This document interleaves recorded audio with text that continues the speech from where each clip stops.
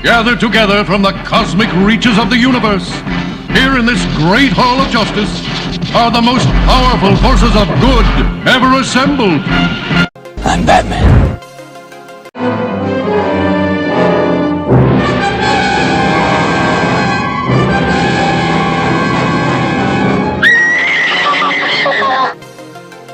Easy, miss.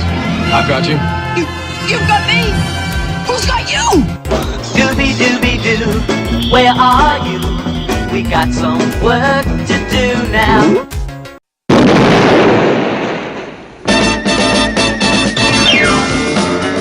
Wonder Woman! Wonder Woman! Mr. McGee, don't make me angry. You wouldn't like me when I'm angry.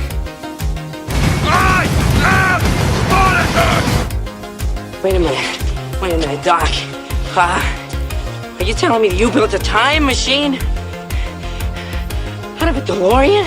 I'm Conor MacLeod of the Clan MacLeod. I was born in 1518 in the village of Glenfinnan on the shores of Loch Shiel.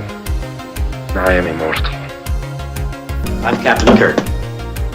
I'm a doctor. But probably not the one you expect.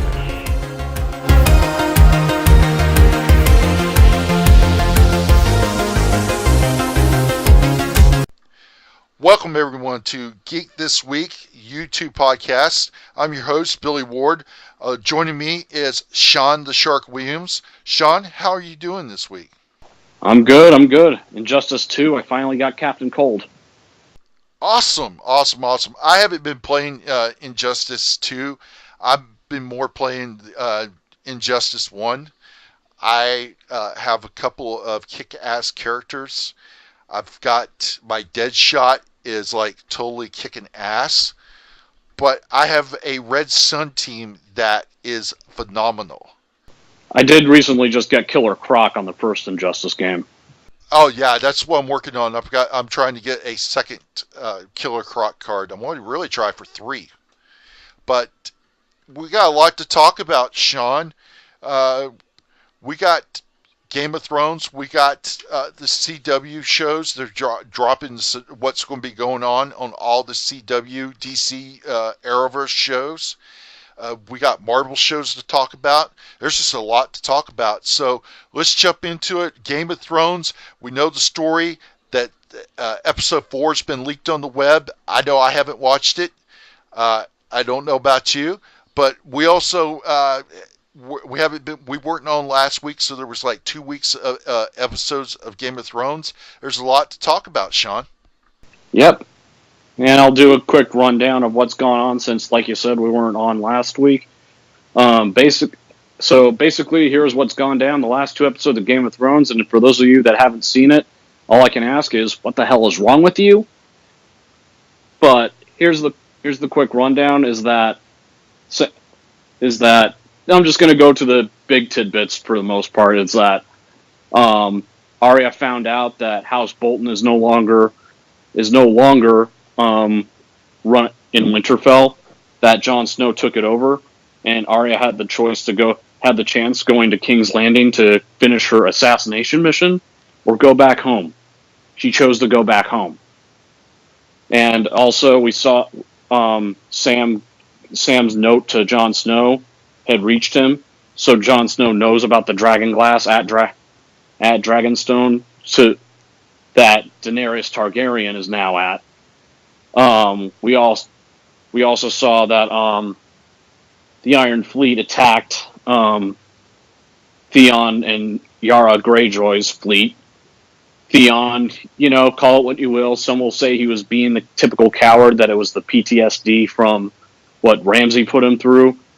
I still think that it was a retreat, because frankly, if he tried to make a move against Euron Greyjoy, Euron would have killed them both anyway. So I think that was what that deal was.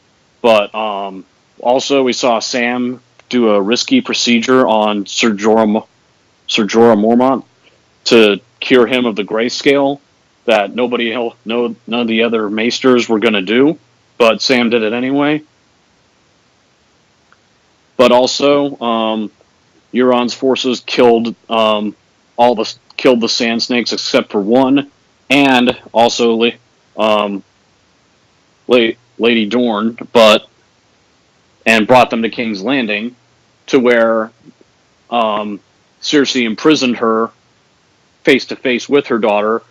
Cersei kissed her daughter, but also had the same poison that Lady Dorne used on Cersei's daughter, and was going to force her to watch the poison kill her daughter, which would be slow and excruciatingly painful. Now, it looked like Sam's procedure worked, but also Jon Snow, who had left Winterfell but left Sansa in charge until he returned. He left to go to Dragonstone to meet with Daenerys, which was the first time that him and Tyrion Lannister have met each other since the Wall. Which I gotta say, the bastard of Winterfell, dwarf of the Lannisters, and seeing those two say that, smile, and then shake hands. It's few people that they trust and respect, but luckily I feel they do trust and respect each other. And even though Jon Snow didn't bend the knee to Daenerys, he did say how he needed her help, and of course told her about the Night King.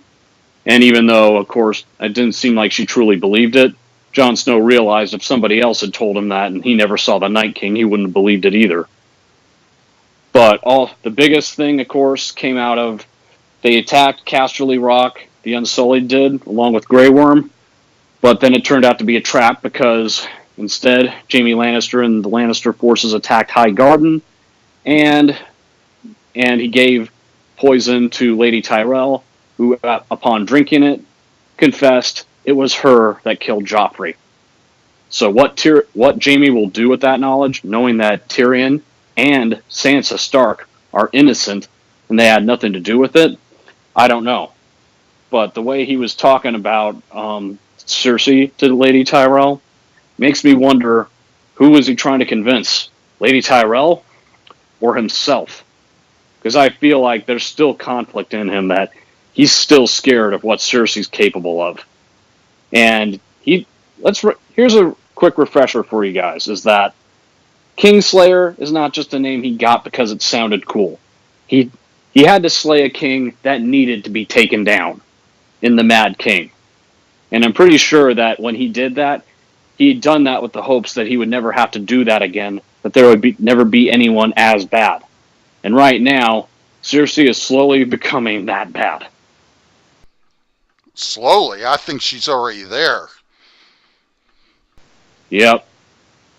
But, here's the thing, though. Some people think that Daenerys has lost the battle now that all her allies are gone. But I think there's still ways for her to win this.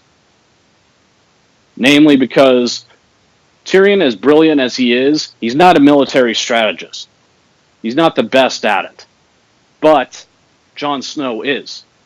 He's been in plenty of battles that most would describe as hellacious, to know a thing or two about that. Not to mention, he grew up with Robb Stark, raised by Ned Stark. I think he would know a thing or two.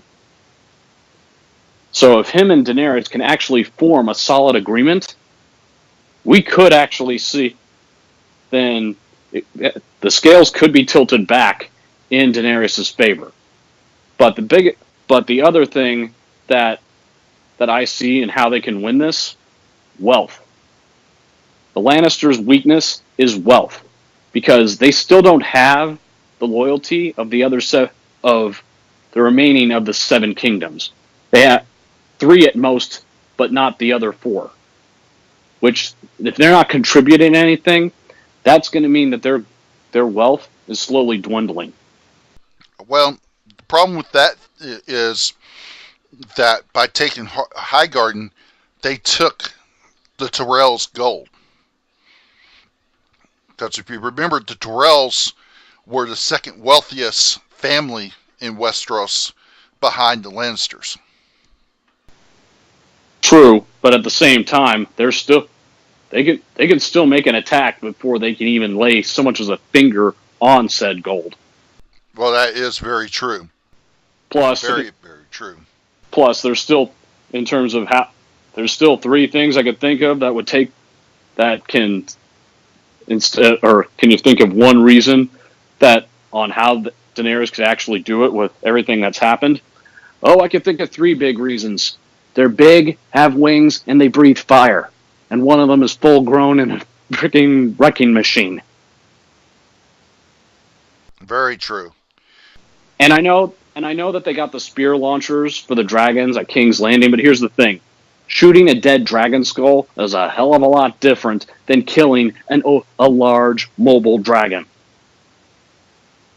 That is true, too. That is very true. There was a lot of great moments during the 2 episodes.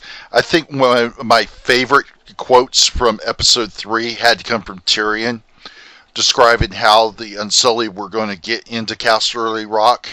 I just love that comment. Give me 10 good men and I'll impregnate the bitch. Yeah, and at first you thought, Tyrion, you're a genius, but then when you saw that not all the army was there, then you saw the Iron Fleet decimating the boats, you thought, it's a trap. Well, I think the big problem was, and this is not a fault of Tyrion, he was not aware that the Lannisters' wealth had actually diminished. The gold mines had been depleted.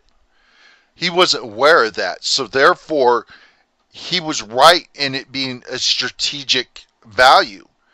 He was not aware. If he had known that one fact, he wouldn't have ever recommended attacking Casterly Rock. And if they had known about the Iron Fleet, then it also would have, well, frankly, if they had known about the Iron Fleet, then they would have tried to think up a new strategy. Because right now, Cersei's holding all the cards as long as she's got the Iron Fleet. Well, I think there's a lot. There's only so much the Iron Fleet can do on the sea.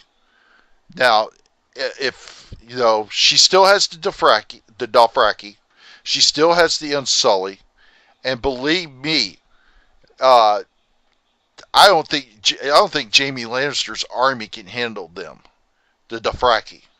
And let's not forget, if Jon Snow and Daenerys do come to an agreement, try to picture the Dothraki and the Wildlings alone. Yeah.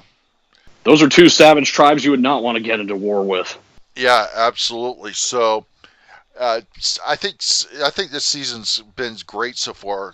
It's sad that it's a short season, but the one thing that's got to happen for me is Littlefinger's got to get it. Yeah, and there's only 2. I mean, while as much as satisfying as it was seeing Jon Snow pin him to the wall with his arm on his neck and saying if he tries anything with Sansa, he'll kill him. Is that if there's 2 people that I see that would off Littlefinger. Sansa is one, and Arya is another, should she actually return to Winterfell, which, side note, although it was a little bizarre with Bran having to try and explain the 3-eyed raven thing to Sansa, seeing the 2 reunited after everything they've been through was a hell of a thing. Oh yeah, absolutely. I'm going with Arya being the one that's going to take out Littlefinger. I just think that he's going to underestimate her because he's going to think she's just a little scared girl, and she's going to take that knife from him and just stick it right in him. Yeah, but also with Sansa, she even admitted the Knights of the Vale are the only reason he's still alive. And when it gets to the point that they no longer need him, if they can have the Knights of the Vale regardless of him or not, she'll off the Littlefinger herself, or have Brienne do it.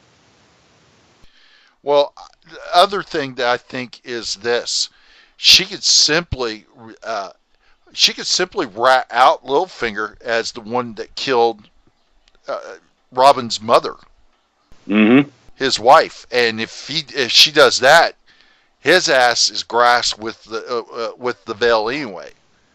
So So I think Littlefinger thinks he's plotted out all the moves, but I think that he's kind of He's running out of moves. It's not that he's running out of moves. I think he's got too cocky in the moves that he's made, and he doesn't realize that he's putting himself into checkmate. Even the most brilliant have a misstep at some point. Well, there's always that wise saying. There's always someone smarter than you. Yep. So. Yeah, let's jump to the DC shows. Yeah, absolutely. You know, they've pretty much announced the synopsis for all 4 shows, and we've discovered that the 4-night crossover will be on 2 nights. The crossover will start with Supergirl, which she will be an integrated part of this crossover. It will be followed by Arrow, airing on Monday night, one-time only deal. And then the crossover will finish up Tuesday night with The Flash and Legends of Tomorrow. And they said that this crossover is going to be spectacular. Yeah, I mean, they said the biggest thing they wanted was to make this four-show crossover actually feel like a 4-show crossover. Absolutely. They did drop the ball last year with it, specifically with the Supergirl one. Yeah, basically it was a 3-night crossover because all they did was just quick cameo by Cisco and Barry long enough to say, hey, we need your help. Yeah, that was just not good. So, starting with Legends of Tomorrow, Season 3, it's basically going to pick up right where it left off with Aruba. They've screwed up the timeline. The timeline is totally screwed up. They've got to fix it. And they're going to be fixing anachronisms instead of aberrations. Basically, anachronisms are things that are not that don't belong in a certain point in time, and they're going to return it back to their proper timelines. Yeah, basically they're fixing the timeline. Correct. So they're going to get a new member to the Legends crew, and that is going to be Isis. And when I say Isis, I'm talking about this Egyptian goddess superheroine, not the terrorist group. Just want to make that clarification real quick. Arthur Dovell will now be a recurring star. He will not be a main cast member. Rip Hunter will just be a recurring character. Also, we will have back, I know this makes you happy, Sean, your favorite, Leonard Snark, a.k.a. Captain Cold. Mm-hmm. And returning this season, and I know a lot of people are going to be like, really? Is going to be Damien Dark. Which I'm curious to see how this pans out. Right. So, what's going to happen? What they're saying is the version of Snark that we will be seeing will be a Bizarro version. Who knows what do you mean? means? Yeah, unless we know in Earth 2 they have a version of Snark who's actually mayor of Star City of Central City. Yes. So Citizen Cold, I believe is what he's referred to in the comics. Right. So, season 3 will introduce the Vixen villain from the animated series, Kalusa, and I probably pronounced that wrong. It's spelled Kuasa. Mm-hmm. Sarah Lance will get a new love interest this season. Mm-hmm. We will possibly get to meet Ray's brother, Sidney, which will also be played by Brandon Roth, who plays Ray Palmer. Their episode 4 will be heading back to the 80s to investigate Ray Palmer's childhood. Mm-hmm. Damien Dark will be resurrected from his death in season 4, so he'll have the memories of everything that's happened up until prior to his death in season 4. So he'll remember killing Sarah's sister and all that. And also, part of the supernatural villains that the Legends will be fighting will be, including the previous villain that I mentioned, will be Grodd. Yep. In which, honestly, I don't think I've seen an episode with Gorilla Grodd in it that I haven't been entertained by. And Billy Zane will be in some episodes as P.T. Barnum. P.T. Barnum was a very famous person. He was the founder of the Bottom and Bailey Circus, which was known as the greatest show on earth. He was a larger-than-life showman. Billy Zane has a unique little connection. He and Victor Garbo starred in the James Cameron movie Titanic. Yeah, that's pretty impressive. But while we're talking about Legends, let me ask you though. I mean, we know Isis will be a member of the team this season. Who is somebody that you would like to see join the team? I mean, I doubt they're going to do it, but somebody you'd like to see happen. And what's one thing that I was going to say one character that I've liked that they've shown on two different episodes in the series is Jonah Hex. Oh yeah, Jonah Hex. That would be a good choice. Geez, who would be someone that I'd like to see that would be a part of the team? I feel like, while you're thinking about it, I feel like one thing that I'm missing with Legends is what drew me to it was a collection of heroes and villains. And they haven't really done the villain part in Season 2. I'd like to see them recruit somebody that's kind of harder to mesh with the team, kind of adding that dynamic back. One I could think of, I would actually throw in from a Supergirl, is Livewire. That's an interesting choice. But of course, John Constantine, I know, is the favorite among everybody else. Everybody would love to see Constantine as part of the group. I'm glad that Nate is staying on the team because, frankly, I feel like him being the historian, he fits perfectly as part of the group. Plus, I like the interactions, how he gets along with most of the group, like him and Ray. Just like how I like how Ray gets along with Mick. Well, I have my answer, and you're probably going to be shocked, or you might not be shocked, because I just love to see more of him, because I think he's a great actor. I like to see Jay Garrick. That would be interesting. I mean, let's face it, I felt like in Season 2 they should have had a speedster to help them with Reverse Flash. I mean, set aside Black Flash finally hunting down and killing Thawne, setting that aside. But I think that would have shaped things up a little bit better for them. But another one that I liked from Supergirl I know the actress is busy on Designated Survivor. I would love to see a Silver Banshee return. Yeah, that would be interesting. That would be very interesting indeed. But the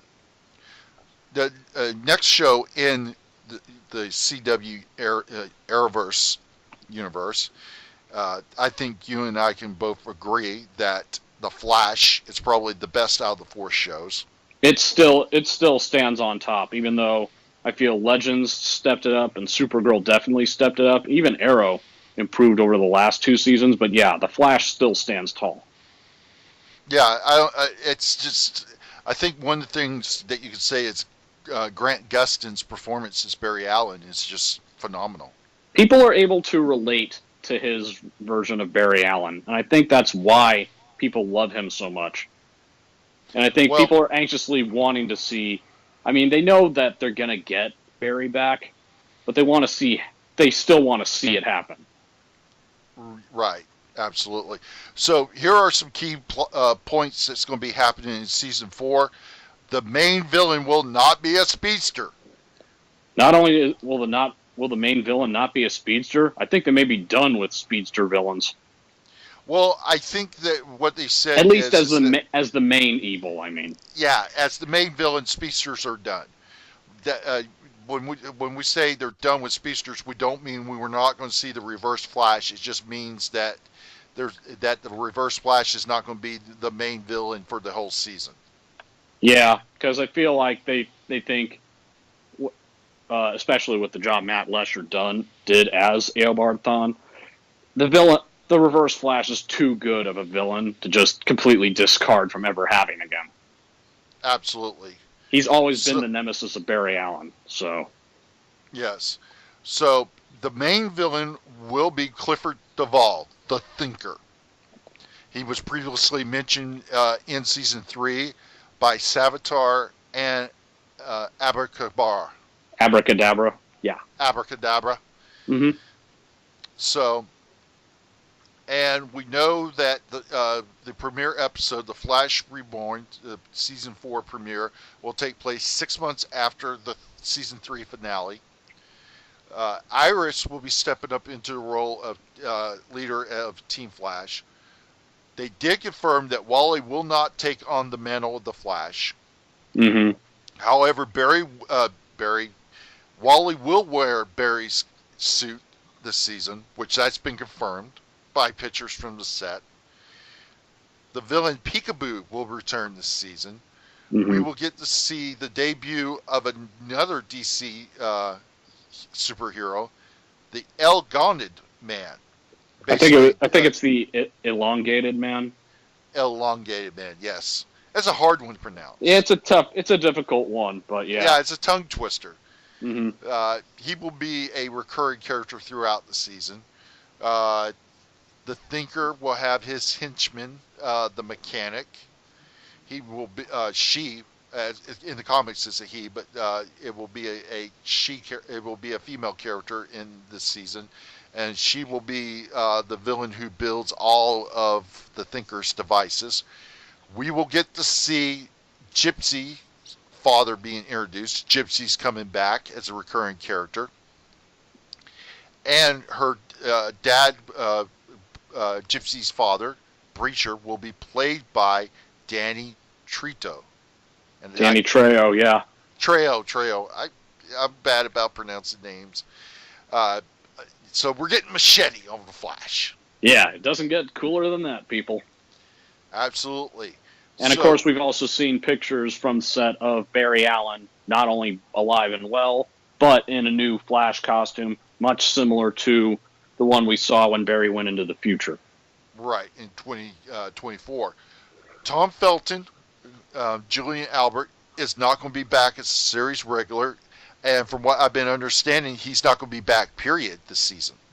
Well, as good a character as he was, and I feel like he was really meshing well on the show, I do feel like I always felt like it was never going to be long-term with him. Yeah.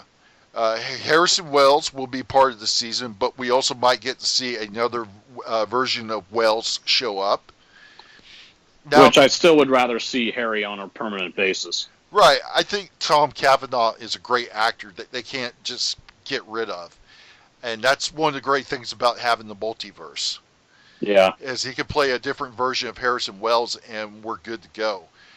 With that being said, I personally thought one of his best performances was him playing Eobard Thawne impersonating Harrison Wells. Yeah, and to this day, I still like the second to last episode of Flash in the first season almost more than the finale itself. Just because of working with Snart and also with Golden Glider, and then having the showdown with Thawne, and then bringing in Firestorm and Oliver. Which, Let me ask you something. We've seen two different versions of Firestorm. One was Ronnie Raymond, the other was Jax. I've gotten used to Jax, but I always felt like I wish we'd gotten more out of Ronnie Raymond as Firestorm. No, I don't. But I've gotten used to Jax. Right. Yes, absolutely. So, but also we know that Cisco's going to go back to being more lighthearted and joking manner, which probably be good. It's going to be good for his character. Yeah, I think people have been missing that a great deal. Yes. Barry will be coming back from the Speed Force, but he might not be the same Barry that went in. Tom Cavanaugh will be directing at least one episode this season. So we got a lot of things to look forward to with The Flash. I'm really looking forward to it. I think it's going to be a good season. I will say that the sentimental part of me would love to see Barry and Iris do in fact have the wedding. But let's keep in mind, this is 6 months after what happened in the finale. For all we know, it might have been a lot longer for Barry in there. True, very true.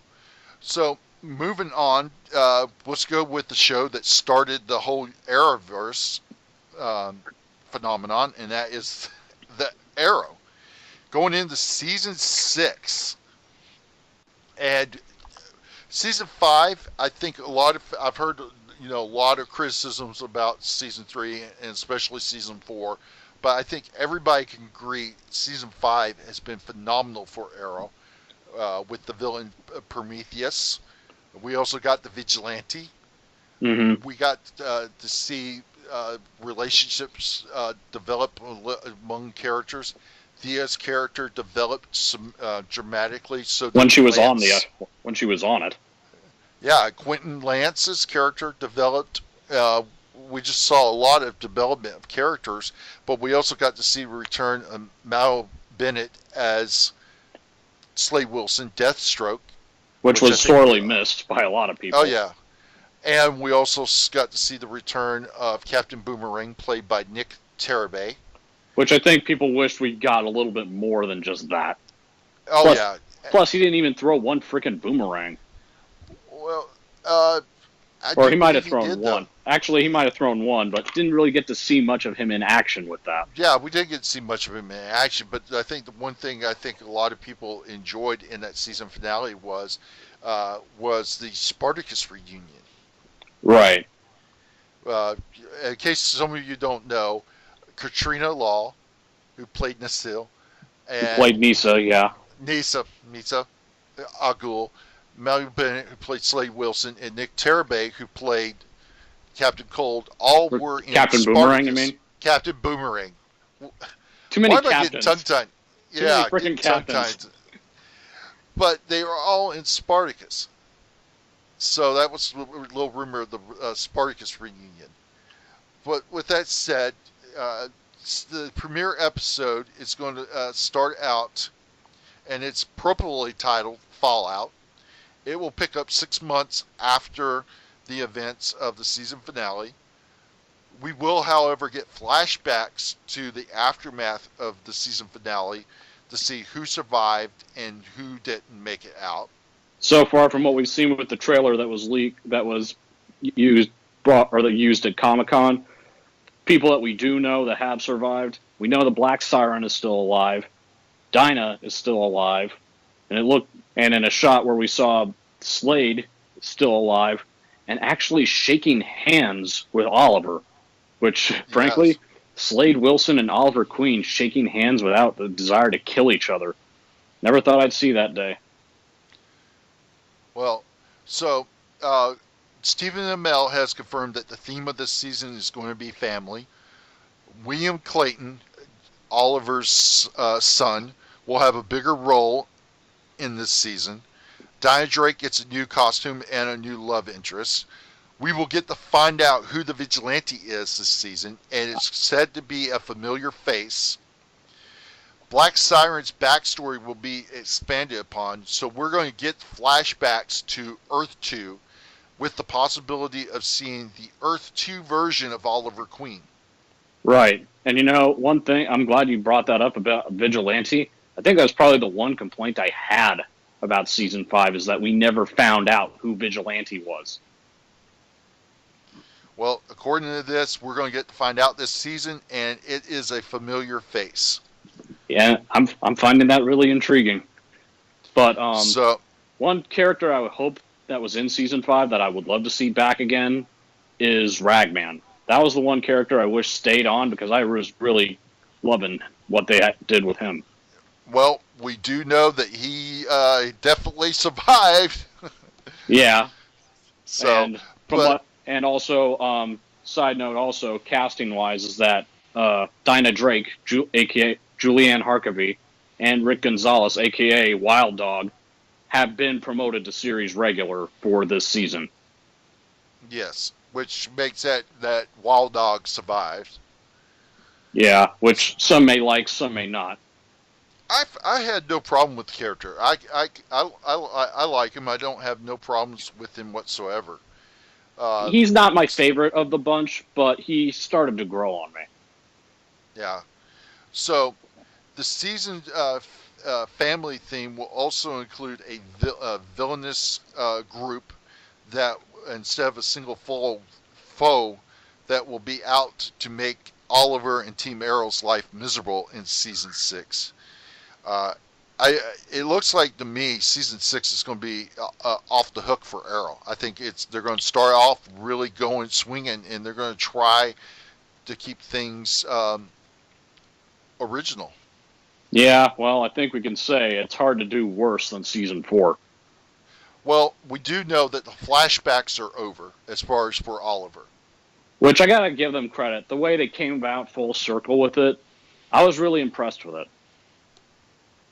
I thought Dolph Lundgren was awesome in season 5. Oh, yeah. Oh, side note, I'm not sure if you heard this, but the sequel to the movie Creed, it looks like we will see Rocky come face-to-face with Ivan Drago again. For those that don't remember, was the boxer in Rocky IV that Rocky fought. The Russian most commonly known for, "I must break you." Yes, his famous line, "I must break you."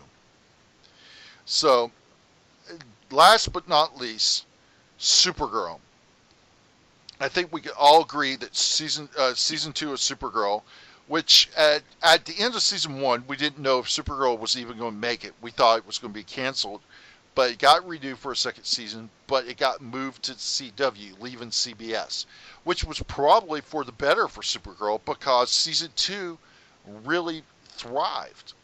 And I feel like that the way having Supergirl be able to mesh with the other shows really helped improve it too. Because once they did in season 1 the crossover with Flash and Supergirl, it got people talking and they wanted more of it. And that's the one thing I'll give credit with the crossover is the way she interacted with a lot of the people from the other shows, especially Barry and Oliver. I like that a lot. Yeah. So key points for Supergirl being that the main villain for season 3 will be the New 52 villain from the Supergirl comics, Rain. Played by Odette Annabelle from Cloverfield fame. The first one, not 10 Cloverfield Lane. Right. Cadmus will be still continuing their war against the DEO and Supergirl.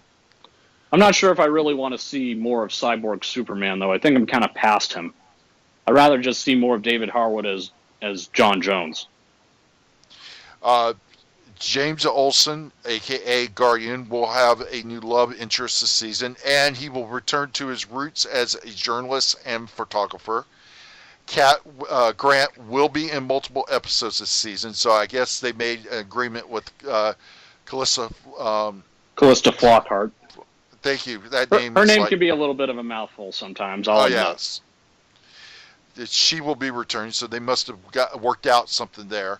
Katie McGrath has been promoted to series regular as Lena Luthor. Yes, and she did a great job as Lena Luthor, too. Mm-hmm. Oh, absolutely. So, also in season 3, we'll get to meet John Jones. We'll find out he's not the last Martian on Mars, and we will get to meet his father, played by Carl Lumbly, which I think is ironic, since Carl Lumbly did the voice of John Jones in the animated series of Justice League and Justice League Unlimited. Yeah, I'm looking forward to that one a lot, and I'm hoping we'll see more of Magan, which I like the interactions between her and John Jones, and I think David Harwood even said he would love to see more between the two, since there's definitely something with that. Also, Supergirl will get upgrades to her costume. There will be 4 new recurring characters in season 3. We know about John Jones's father. There will be a new character named Ruby, who is an independently mild resident of National City who's obsessed with Supergirl. We will get to meet Maggie Sawyer's father, who's also a cop. Sci, who is a former opponent capable of using her enemies' minds against them. We will also get Morgan Edge. In the comics, he is known as being one of the main members of the group Inner Gang. And he will be played by Heroes alumni and formerly Major or General Talbot from Agents of S.H.I.E.L.D., Adrian Pasdar. Yes, Morgan Edge. In the show, he will be a ruthless real estate developer with big plans for National City, known for getting exactly what he wants, no matter the cost or the opposition. He will automatically be feuding with Lena, Luther, and Kara. So, and Monel will make an appearance in the season eventually, and the season premiere, which has not been titled yet, will take place 6 months after the finale of season 2. So, from top to bottom, I think the CW universe is going to be awesome this upcoming year. Yeah, and look, there are a few things that I do want to see when the crossover does happen. Is that I would love to see Superman in there, and I would love to see John Jones get involved in the action too. Yes, absolutely. Seeing Dinah in full costume as Black Canary, fully embracing it, will be definitely an upshot. I'd love to see if somehow Snart. I mean, it's a long shot, but I'd love to see Snart somehow in there too. But that's kind of a long shot. But again, those are the two big things for me, is throw in Martian Manhunter and Superman. Yeah. So, as we get ready to wrap things up, I know we wanted to talk about 2 Marvel shows, Agents of S.H.I.E.L.D. and the debuting show Inhumans, which the first episode will actually be premiered in theaters, IMAX theaters, if I'm not mistaken, on September the 1st. Yep. And so far one review has come out, and one word that was used to describe it was atrocious, but somehow I feel like with Inhumans, this is something that fans may like and critics may despise. Well, I'm going to hold my judgment until I see it. I'm going to give it a chance. Yeah, I'm just saying that I think that's what this could I think the show does have that potential where that could happen. Right. And I'm very much looking forward to the Defenders. Oh, yeah, Defenders. I totally forgot about that. That drops in a couple of weeks, all 8 episodes, so that's going to be phenomenal. All of the Netflix Marvel shows have been great to me. So, well, Daredevil is still the favorite to me. I have to go with Jessica Jones. Jessica Jones falls in second, but Daredevil to me, I mean, I've always been partial to the character, the uniqueness of Matt Murdock, and of course I've loved what Vincent D'Onofrio did as Kingpin. Yes, he was he's probably the best Kingpin. Hands down. And, I got to give credit to Elodie Young.